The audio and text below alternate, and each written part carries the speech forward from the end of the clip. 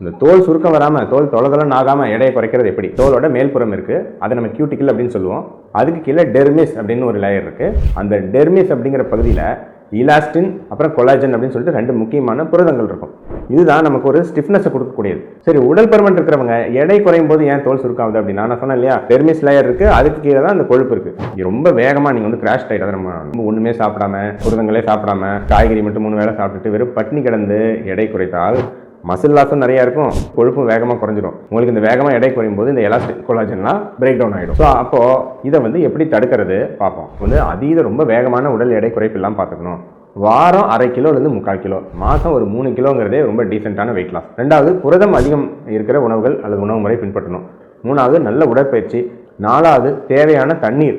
5வது, தேவையான தூக்கம். அப்புறம் ரொம்ப ஸ்ட்ரெஸ்ஸு. ஸோ இதெல்லாம் நம்மலாம் பண்ணாமல் இருந்தாவே உங்களுக்கு தோல் சுருக்கம் வராமல் இளமையான தோற்றத்தோட வெயிட் லாஸ் பண்ணலாம்.